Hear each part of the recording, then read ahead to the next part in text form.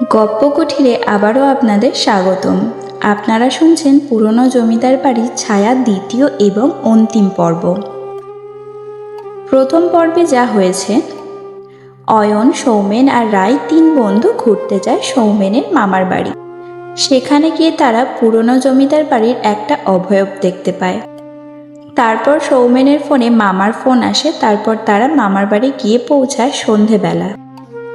খাওয়া দাওয়া সেরে রাতে ছাদে যায়, আর তখন সৌমেন আর অয়ন জমিদার বাড়ির আলোচনা করতে থাকে। আর তারা ওই রাতেই জমিদার বাড়িতে যায়।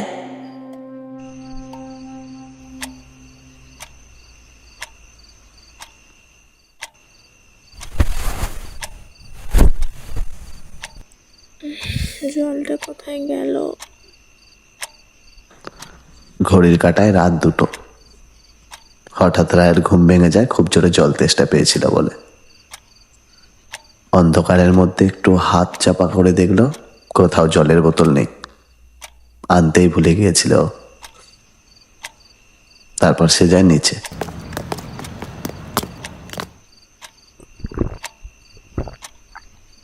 জল খেয়ে আবার সে নিজের ঘরে গিয়ে শুয়ে পড়ে, কিন্তু কিছুতেই আর তার ঘুম আসলো না। দেখি গিয়ে সৌমেনরা কি করছে। মনে মনে এই ভেবে সে যায় সৌমেনদের ঘরের দিকে।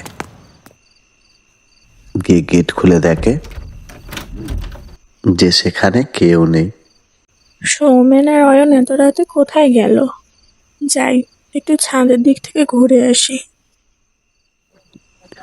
কিন্তু ছাদেও তারা ছিল না। একটু এদিক ওদিক দেখার পর দেখতে পায় জমিদার বাড়ি স্পষ্ট দেখা যাচ্ছে। সে ছাদের সাইডের পাঁচিলে হাত দিয়ে জমিদার বাড়িটাকে ঠিক করে দেখতে শুরু করে। আর তার চোখে হঠাৎ পড়ে যে দুতলার ঘর থেকে একটা টিমটিমে বাতি জ্বলছে।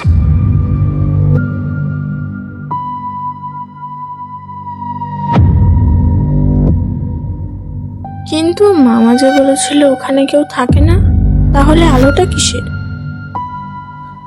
আর এটা ভেবে আর একটু ভালোভাবে লক্ষ্য করলো যে জানালায় কোনো একটা অবয়ব দাঁড়িয়ে আছে, আর সে তাকেই ডাকছে, বারবার ডাকছে। একবার, দুবার, তিনবার ডাকছে। আর সেই হাত নাড়ার সাথে সাথে তার কানে শব্দ ভেসে ওঠে।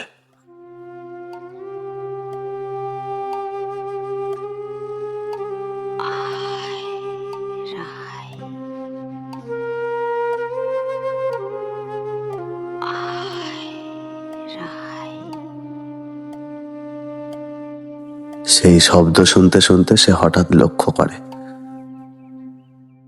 যে তার পা সামনের দিকে এগিয়ে যাচ্ছে।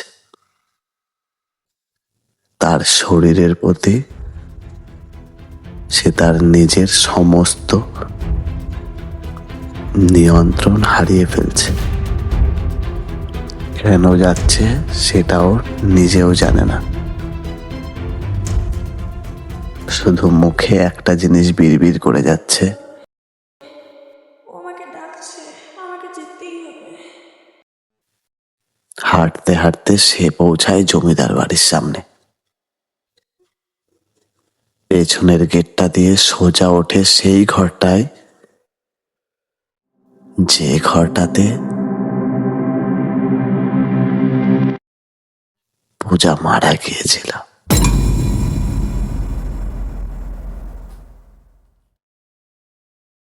সে আবার তার নিয়ন্ত্রণ ফিরে পায়। ঘরে ঢোকা মাত্র পিছনের গেটটা খুব জোরে শব্দ হয়ে বন্ধ হয়ে গেল। আর সে সামনে দেখে 7টা থালা মাটিতে রাখা, আর একটা চেয়ারে একজন মহিলা বসে আছে, যার হাত পা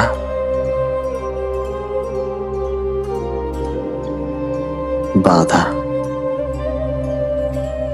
কানে শব্দ আসছে।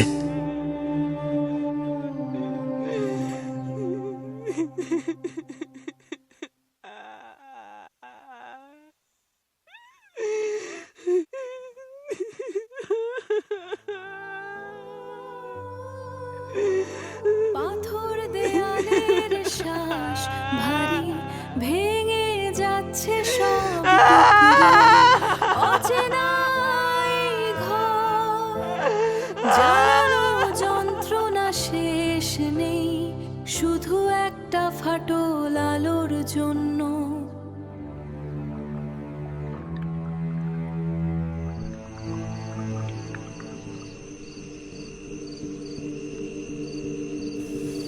আমি আর সৌমেন সদর দরজাটা দিয়ে ভেতরে ঢুকি। দেখি এক বিশাল বৈঠকখানা, প্রায় 20 ফুট উঁচু সিলিং, আর সেখানে ঝুলছে এক মস্ত বড় ঝাড়বাতি, যা ধুলোর আস্তরণে পুরো ঢাকা। দেওয়ালে জমিদারদের বড় বড় অয়েল পেন্টিং আবছা দেখা যাচ্ছে, তবে চোখগুলো যেন আমাদেরই দেখছে।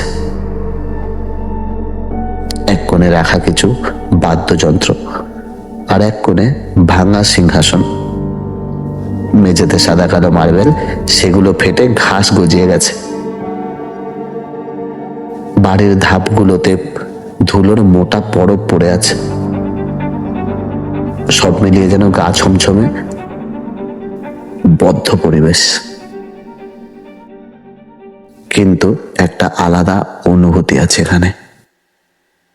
তাই সৌমেনকে বললাম, হ্যাঁ রে সৌমেন, জায়গাটা তো দেখছি তোর ছবি তোলার জন্য পুরো পারফেক্ট।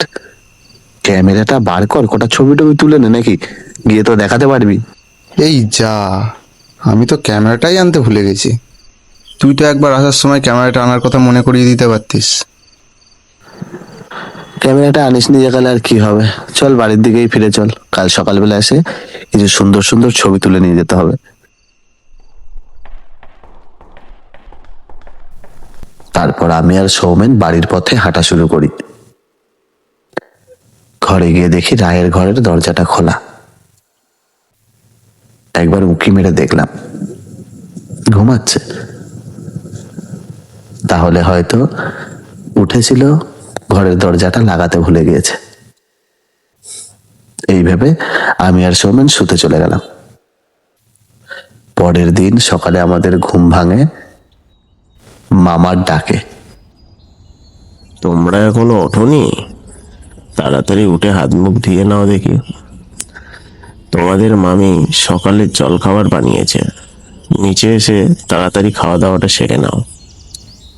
এই বলে মামা ঘর থেকে চলে যায়।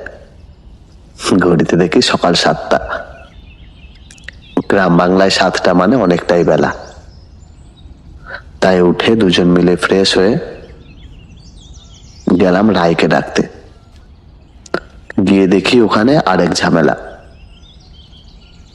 মেয়েটার গা জ্বরে পুড়ে যাচ্ছে। তখন সৌমেনকে বললাম, হ্যাঁ রে সৌমেন, রায়ের গা তো পুরো জ্বরে পুড়ে যাচ্ছে। তারপর রায়কে ডেকে বললাম, হাত মুখটা আস্তে আস্তে ধুয়ে নিয়ে নিচে আয়, খেয়ে দে, একবারে ওষুধটা খেয়ে নিবি।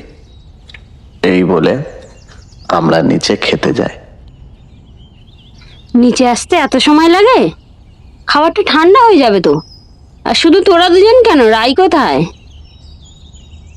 রায়ের না জ্বর এসেছে, তাই ও শুয়ে আছে। সে কি, জ্বর আসলো কি করে?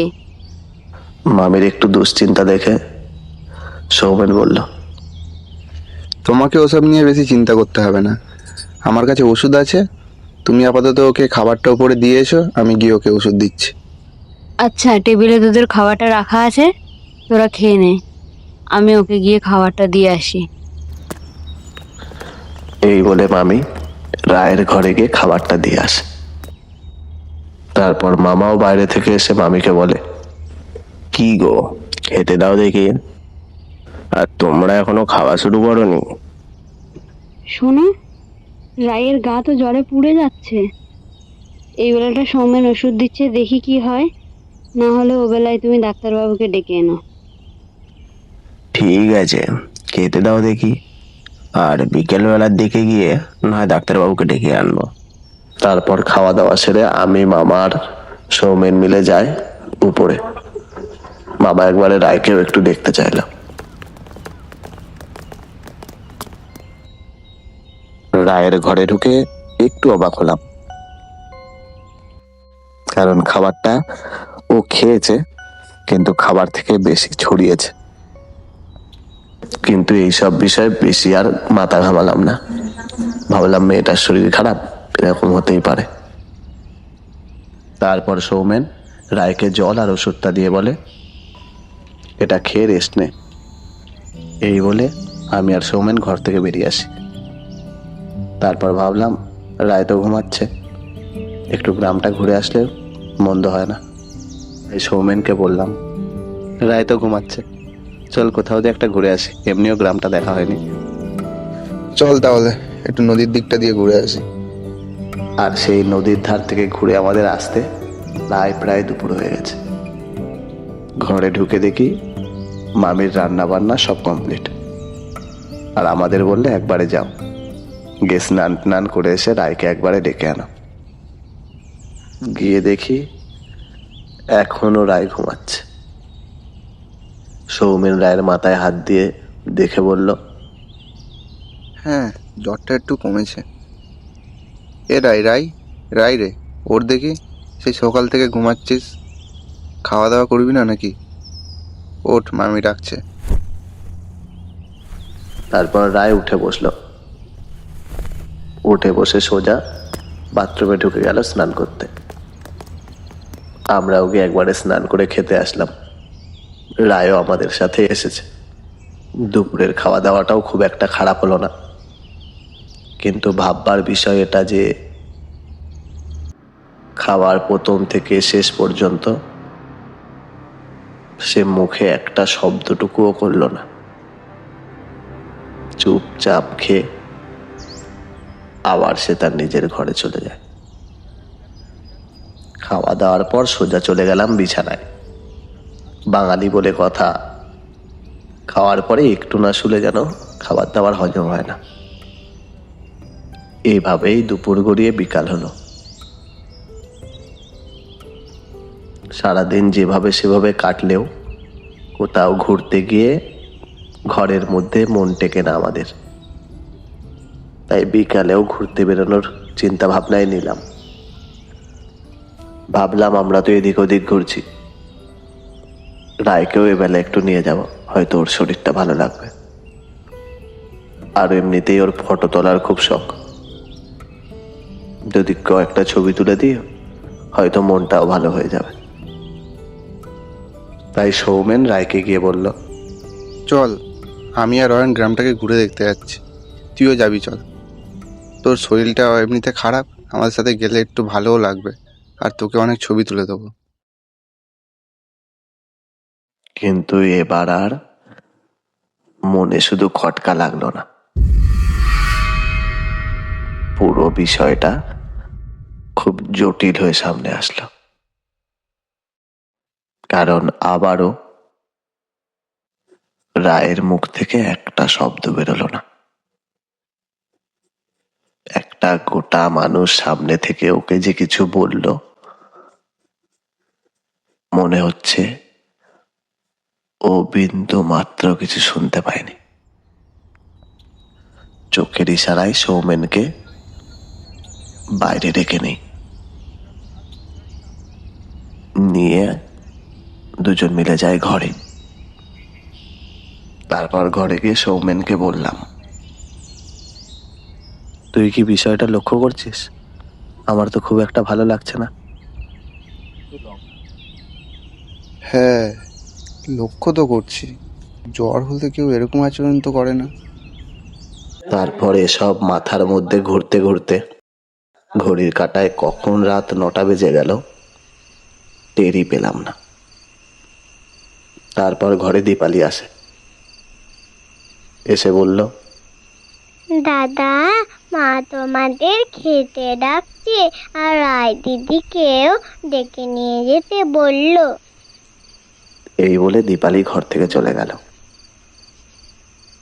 আর আমরা যাই রায়কে ডাকতে। গিয়ে দেখি রায় দেওয়ালের দিকে মুখ করে চুপটি করে বসে আছে, আর ওর চুলগুলো এলোমেলো। রায়কে একটু কাঁপা কাঁপা গলায় ডাকলাম, রায়, খেতে যাবি চল, অনেকক্ষণ কিছু খাসনি, আর মামিও ডাকছে। আর রায় বলে উঠল, খেতে যাব, কিন্তু তোরা তো আমাকে খেতে দিতে পারছিস না।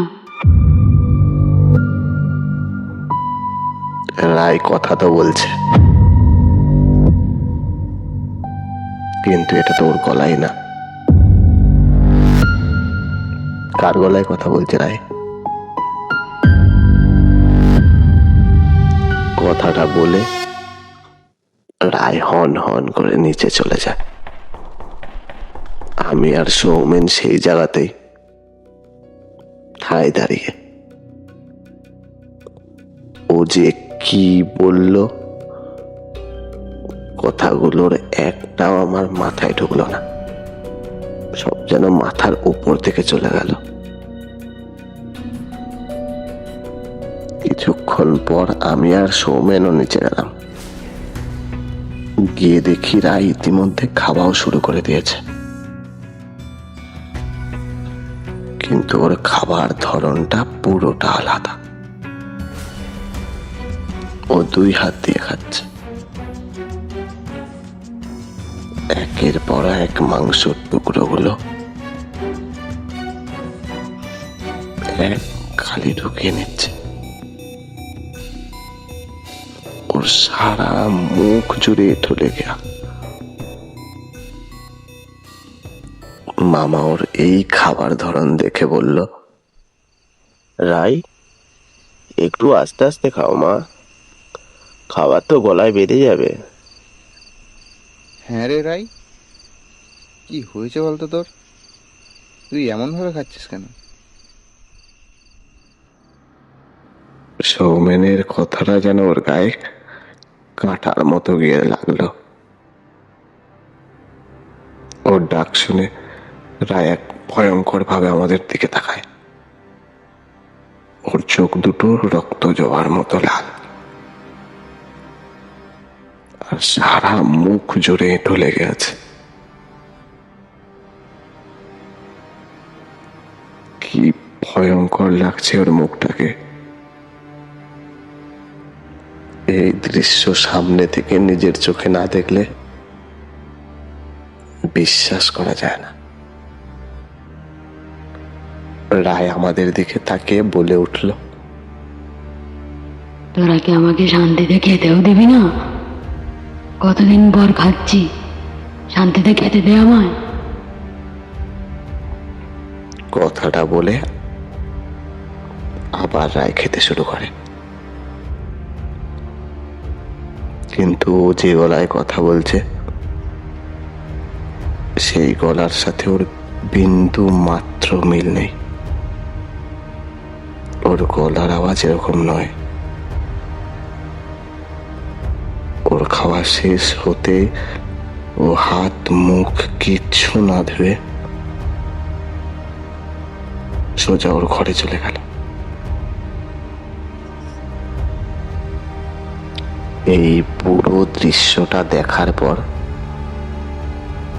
আমাদের কারোর গলা থেকে আর ভাত নামলো না।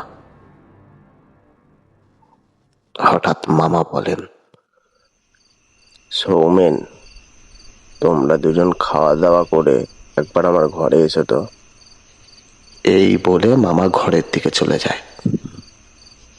আমি আর সৌমেন হাত ধুয়ে মনে কৌতূহল নিয়ে গেলাম মামার ঘরে।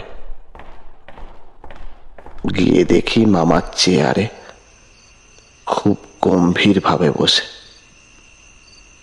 পুরো ঘর নিস্তব্ধ।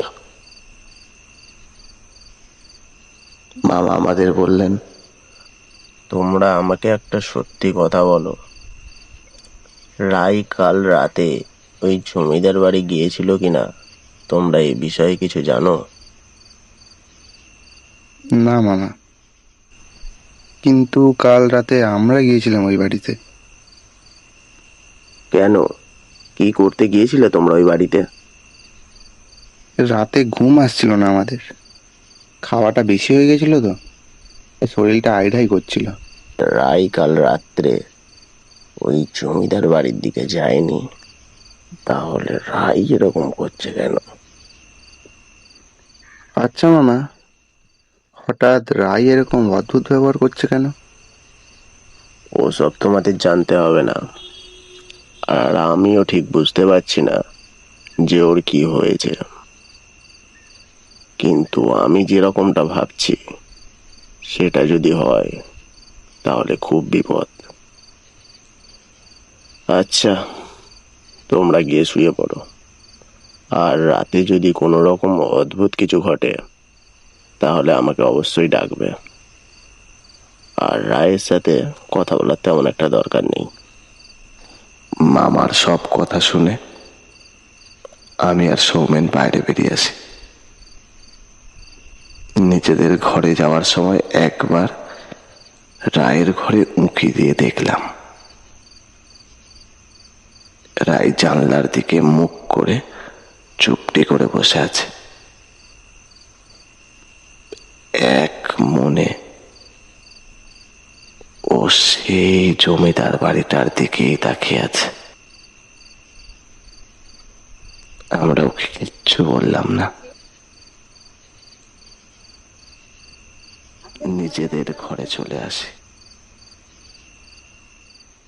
পাশে শুয়ে সৌমেন বলল, আমার না একদম ভালো লাগছে না। কি হয়েছে বলতো রায়ের? এসব নিয়ে খুব একটা বেশি চিন্তা করিস না। কালকে মামাকে গিয়ে না হয় বলবো সকালে দুজন মিলে। আমার মনে হয় মামা কিছু না কিছু একটা ব্যবস্থা করে দেবে।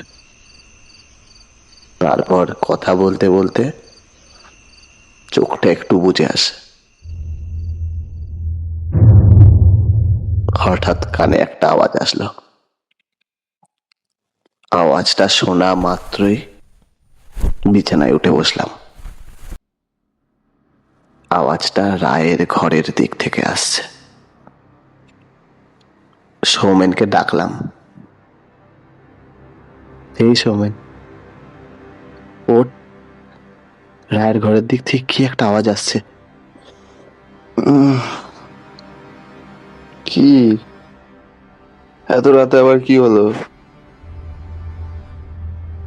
তুই কি কিছু শুনতে পাচ্ছিস না?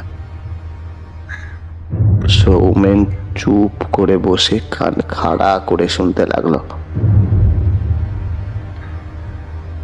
এটা এটা তো রায়ের ঘরের দিক থেকে আসছে। চল তো একবার গিয়ে দেখি। তারপর দুজন একদম ধীর পায়ে রায়ের ঘরের সামনে গিয়ে দাঁড়ায়।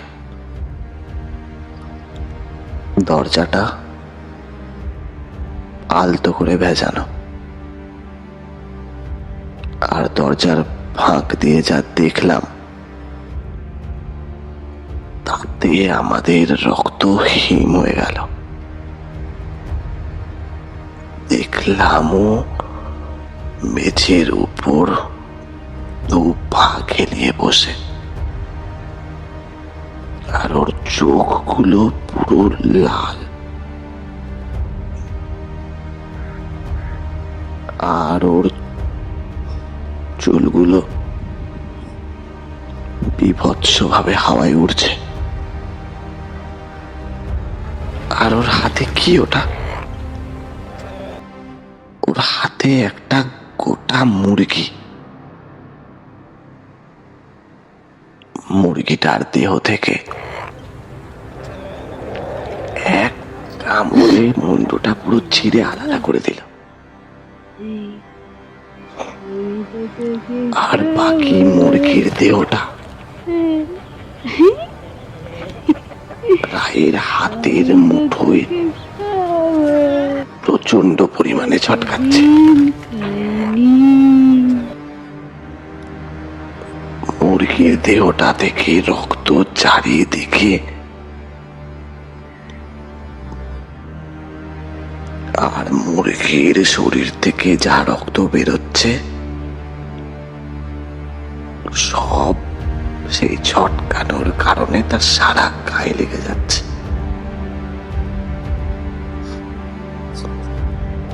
নিমেষের মধ্যে মুরগি থেকে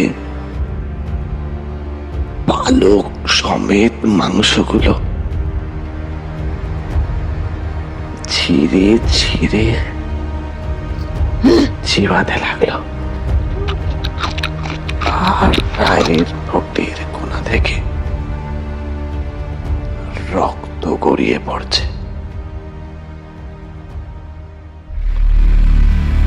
হঠাৎ ওরা আমাদের দিকে চোখ পড়ল।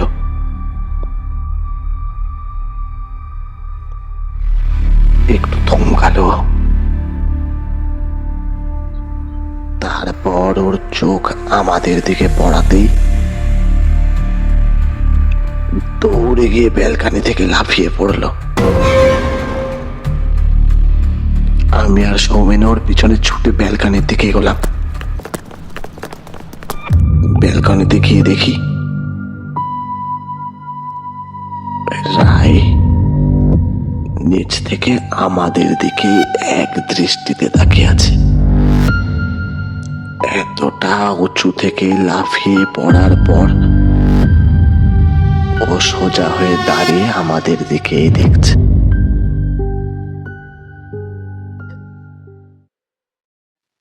এই জিনিসটা ভাবতে না ভাবতেই রায় দৌড়ে জমিদার বাড়ির দিকে চলে গেল। আমারও সেই জায়গায় আর মাথা এক ফোঁটা কাজ করছিল না। আমিও দৌড়ে যাই মামাকে ডাকতে। পিছন থেকে সৌমেন আমাকে চিল্লে বলতে লাগলো, অয়ন চল, রাইকে বাঁচাতে হবে। আর মামা ধড়পড় করে ঘর থেকে বেরিয়ে বলল, কি হলো? এত রাতে হঠাৎ এইভাবে ডাকছো? মামা, রায়না কেমন পাগলের মতো করছে। মামাকে আমাদের চোখে দেখা পুরো ঘটনাটা খুলে বললাম। শুনে মামা কিছুক্ষণ স্তব্ধ হয়ে থাকার পর বললেন, আমার সন্দেহটাই তাহলে ঠিক। সেই দিন রাতে ও তাহলে সেই জমিদার বাড়িতে গিয়েছিল, আর বেশি সময় নষ্ট করাটা ঠিক হবে না। এই বলে মামা ঘর থেকে গামছাটা কাঁধে নিয়ে বেরিয়ে আসে। তারপর সৌমেনকে ডেকে নিয়ে আমরা তিনজন ছুটলাম জমিদার বাড়ির দিকে।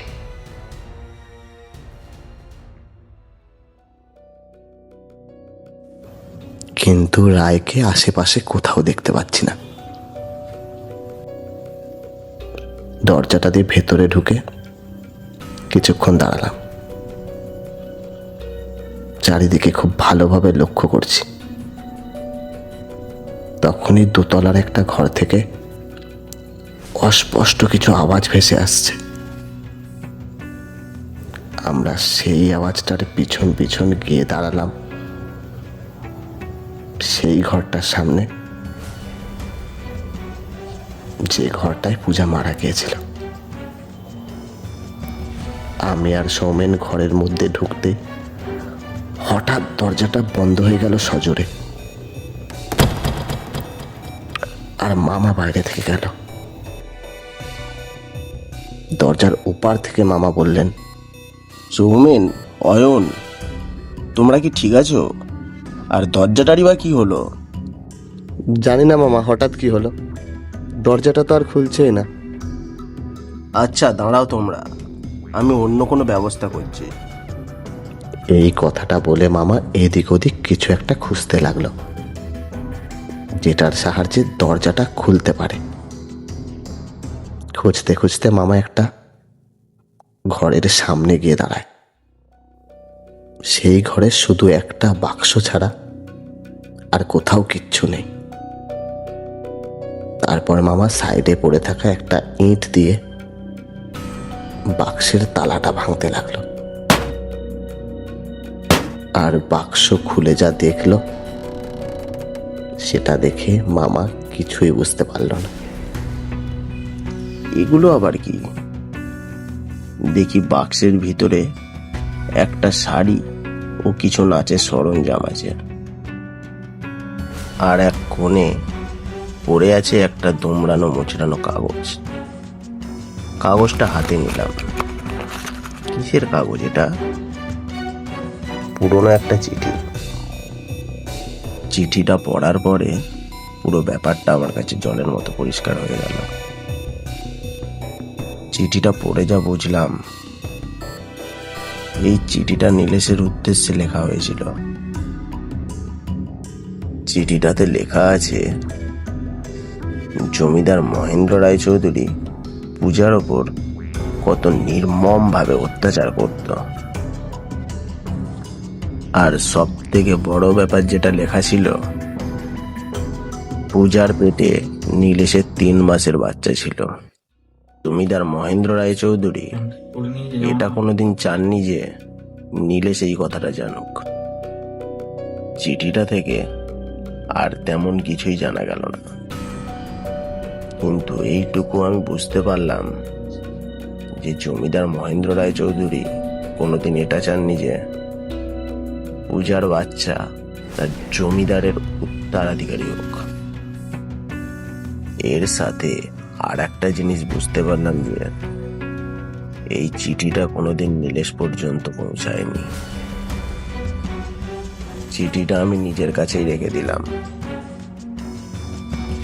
আর এটা বুঝলাম যে পূজা কেন এতদিন মুক্তি পায়নি। তারপর আমি চিঠিটা নিয়ে ছুটে গেলাম নিজের সেই ঘরটার দিকে যেখানে সৌমেন আর অয়ন বন্ধ হয়েছিল। গিয়ে দেখি দরজাটা এখনো সেইভাবেই বন্ধ। সজোরে একটা ধাক্কা মারলাম দরজাটার গায়ে, দরজাটা খুলে গেল। তারপরে যা দেখলাম, রায় কি ভয়ঙ্কর হয়ে উঠেছে। ওর পাটা দেখি মাটি থেকে কিছুটা উপরে বাতাসে ভাসছে। অয়ন আর সৌমেন ঘরের এক কোণে জড়সড় হয়ে বসে আছে। দেখলাম ওদের দুজনের কারোর গায়ে সার নেই। আমি বললাম, পূজা, একটু শান্ত হও। তুমি কেন এতদিন এইভাবে এই বাড়িতে কষ্ট পাচ্ছ তা আমি সবটাই জানি। তুমি যে চিঠিটা নীলেশের উদ্দেশ্যে লিখেছিলে সেই চিঠিটা আমি পেয়েছি, আর তুমি কতটা কষ্ট পেয়েছো তাও আমি বুঝতে পারছি। কিন্তু তুমি যে মেয়েটার শরীরে আছো সে তো নিষ্পাপ, সে তো তোমার কিচ্ছুই করেনি। দয়া করে ওকে ছেড়ে দাও তুমি। আমি তো কারোর কোনো ক্ষতি করিনি, তাহলে আমার সাথেই কেন এমনটা হলো? মহেন্দ্র রায়চৌধুরী তো আমার সন্তানকে এই পৃথিবীর আলোটাও দেখতে দেয়নি। আমি মানছি যে মহেন্দ্র রায়চৌধুরী তোমার সাথে অন্যায় করেছে, তা বলে তুমিও কি এই মেয়েটার সঙ্গে সেই একই অন্যায় করবে? তাহলে তোমার আর মহেন্দ্র রায়চৌধুরীর মধ্যে পার্থক্য কোথায় থাকবে? এই মেয়েটার তো একটা প্রাণ, আর আমার সাথে যে আমার সন্তানের প্রাণটা গেছে তার জবাবটা কে দেবে? আমি যে চলে যাব, কিন্তু এই মেয়েটার প্রাণ বাঁচিয়ে আমার কি লাভ?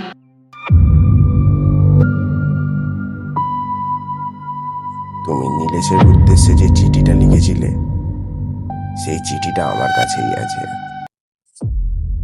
যে চিঠিটা এত বছর ধরে নীলেশের কাছে পৌঁছায়নি সেই চিঠিটা আমি পৌঁছে দেবো নীলেশের কাছে।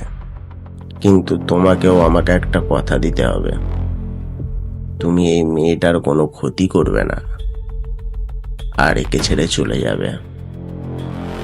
ঠিক আছে, তাই হবে, কিন্তু কাল সূর্য উদয়ের আগে চিঠিটা নীলেশের কাছে পৌঁছানো চাই। ঠিক আছে, তাহলে এই কথাই থাকলো। আর তোমরা দুজন আমার পিছনে এসো।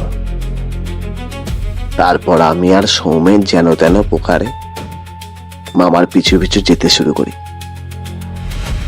যাবার সময় বাদ্যযন্ত্রের ওখান থেকে একটা লোহার ফালা মামা হাতে তুলে নেয়। তারপর আমাদেরকে নিয়ে যায় জমিদার বাড়ির পেছনে নীলেশের সমাধির কাছে। তারপর মামার কথা অনুযায়ী সমাধিটা খুঁড়তে শুরু করি। কিছুটা খোঁড়ার পর ফালাটা আটকে গেল। উপর থেকে একটু মাটি সরাতেই বেরিয়ে আসে এক কঙ্কাল। এটাই সেই নীলেশের কঙ্কাল। মামা তখন চিঠিটা পকেট থেকে বার করে সেই কঙ্কালটার বুকের উপর রাখে আর আমাকে বলে আবার সেটাতে মাটি চাপা দিয়ে দিতে। আর মামার কথা অনুযায়ী আবার সমাধিতে মাটি ভরে দিই, দিয়ে তারপর তিনজন মিলে আবার ফিরে যায় জমিদার বাড়িতে। গিয়ে সেই ঘরে গিয়ে দেখি রায় জ্ঞান শূন্য অবস্থায় মাটিতে পড়ে আছে। আমরা আর কোনোভাবে দেরি না করে তাকে নিয়ে চলে যায় মামার বাড়ি। মামার বাড়িতে গিয়ে আবার রায়কে রায়ের বিছানায় শুইয়ে দিই। সেই রাতে আমাদের কারোরই ঘুম হলো না। সকালে সূর্য ওঠার সাথে সাথে আমরা তিনজন বেরিয়ে যাই আবার কলকাতার উদ্দেশ্যে। সোজা গিয়ে দাঁড়ালাম রায়ের বাড়ির সামনে। ওকে প্রথমে বাড়ির সামনে নামিয়ে পরে সৌমেনকে নামিয়ে আমি সোজা বাড়ি চলে আসি।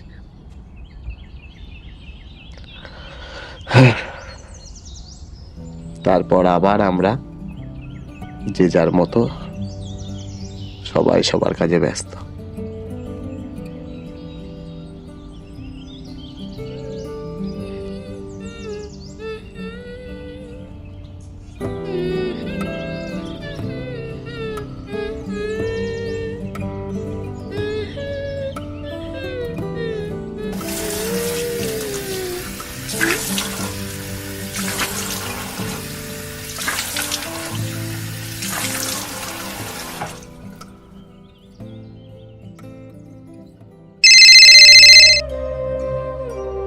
হ্যালো, কে বলছেন? হ্যালো,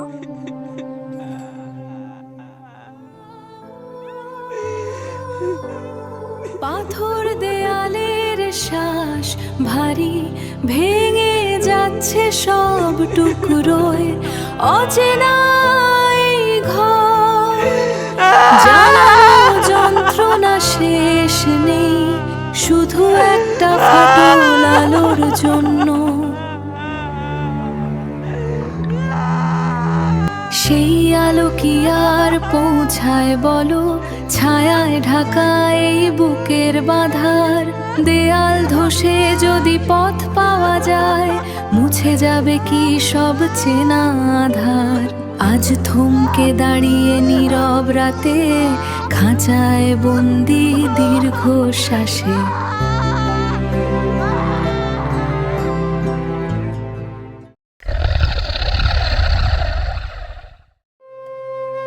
আজকের মতো এতটাই। আবার একটা নতুন গল্প নিয়ে ফিরে আসবো সামনের রবিবার ঠিক বিকেল 4টে। গল্পটা যদি ভালো লেগে থাকে তাহলে একটা লাইক, কমেন্ট, শেয়ার করে পাশে থাকবেন। সাবস্ক্রাইব করতে একদম ভুলবেন না। তাহলে আজকে আসি।